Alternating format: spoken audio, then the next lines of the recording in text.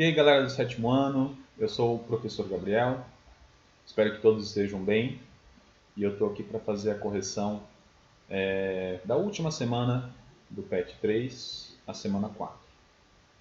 Quero parabenizar aí todo mundo que já conseguiu terminar esse volume.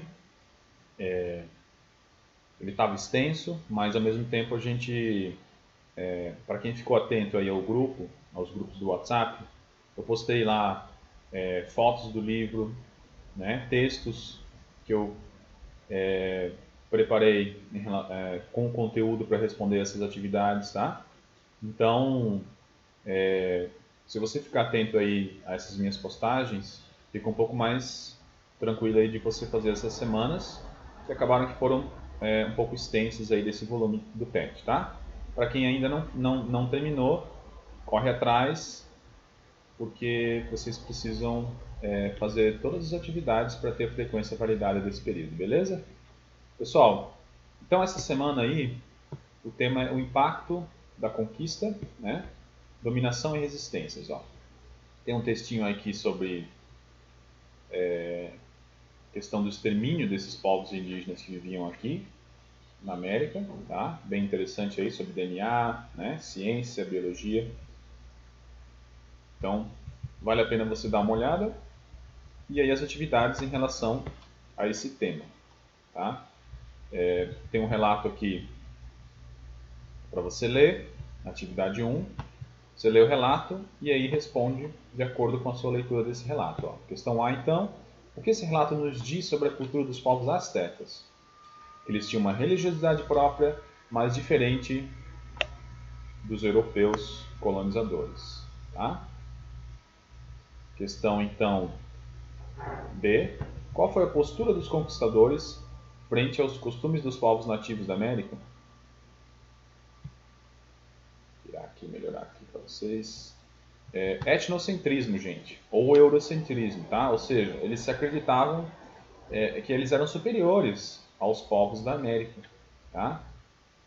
Isso era verdade, professor? Olha, eu discordo completamente, né? Cada um tinha aí várias coisas interessantes, ninguém era superior a ninguém, né? Muito pelo contrário, às vezes até os indígenas americanos eles podiam ser superiores em alguns pontos, né? Do que os europeus. Mas, de maneira geral, a gente não fala em superioridade de um ou de outro, mas de diferenças, tá, gente? Questão C, então. O que esse relato nos traz sobre a religião dos astecas? Era uma religião em que construíam grandes estátuas dos seus ídolos, feitas de sementes e legumes que comiam, moídos e amassados com sangue de coração de corpos humanos, aos quais arrancavam do peito vivo quando realizavam sacrifícios aos seus ídolos. Diz também que cada coisa tem seu ídolo, por exemplo, um ídolo para a guerra, outro para a colheita e assim por diante. Ah, professor, então quer dizer que eles sacrificavam seres humanos? Gente, eles tinham esses rituais, né, de sacrifício, tá?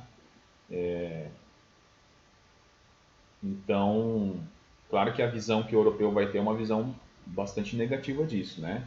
Eu também não acho uma coisa legal, mas era a cultura deles, né? A gente sabe que os europeus não eram muito pacíficos também, né? Se envolviam em guerras, né? Escravizaram aí vários povos, né? Durante a história. E os astecas também não eram santos, né, gente? Mas, em todo caso, a visão que os europeus tinham dos astecas era muito pior que realmente eles eram, tá? Questão 2, então. Mais um texto para você ler, uma imagem, e aí responder de acordo com a imagem e o texto. Ó.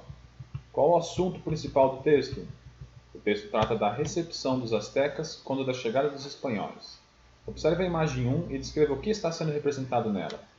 Possivelmente uma batalha entre indígenas e espanhóis que, por sua vez, tinham alguns indígenas como aliados. Quais grupos sociais estão representados na imagem? Pelo menos 2 grupos indígenas diferentes e os espanhóis. Busque identificar os grupos que se enfrentaram. Indígenas e espanhóis que, por sua vez, tinham indígenas como aliados. Essa já foi, né? Galera, tá, mas como assim, indígena contra indígena? Os espanhóis, assim como os portugueses aqui no Brasil, eles se aliaram a alguns grupos indígenas para combater aquele grupo indígena que eles queriam, tá? Então, aconteceu isso sim. Além da guerra, quais outras formas de resistência indígena podemos identificar na imagem? Olha, gente, essa questão aí para você identificar na imagem, né, é pessoal, tá? Mas eu coloquei aqui, ó, a cultura, né? Eu acho que uma forma de resistência bastante grande é a cultura. Vocês podem ver que até hoje a gente tem aí cultura indígena muito forte aí no continente americano, apesar do extermínio que eles sofreram durante esse processo de colonização, beleza? Questão F. Quais dos grupos que estão em combate têm maiores chances, né? Pessoal, os espanhóis, né? Devido à superioridade de armamentos, ó.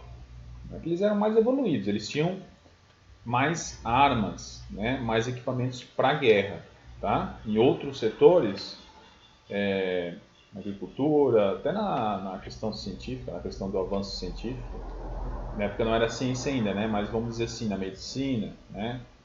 Pode ser que esses grupos indígenas eles eram até mais evoluídos que os europeus, tá? Questão 3, então, gente. Mais um texto aqui sobre o Pizarro, tem um outro colonizador. Uma imagem aqui também. E vamos ver o que está pedindo. O que motivou o Pizarro a lutar contra os andinos da América do Sul? A posse do território e o saqueamento dos metais preciosos como o ouro e a prata. Vou corrigir aqui. Pessoal, essas questões são tranquilas, né? Bastava você olhar aí o texto e a imagem e aí responder, tá? Observe a imagem 1, o que ela está representando? Ó? Uma representação da batalha entre os incas e espanhóis, do encontro entre o espanhol Pizarro com a espada em punho e o imperador inca Atahualpa, né? A própria legenda da imagem já mostra isso. Quais grupos estão representados? Espanhóis e incas. No embate representado na imagem, quem está lutando contra quem? Espanhóis contra incas, né? Parece que está repetitivo essas questões. E a última questão, quais dos dois grupos tem maior número de pessoas? Isso pode nos dizer que esse grupo venceu a batalha? Olha, gente, a gente vê que os indígenas tinham uma grande superioridade, né, os incas, em número. Mas os armamentos, né, a questão técnica aí dos espanhóis contribuiu bastante para eles conseguirem ganhar essa luta.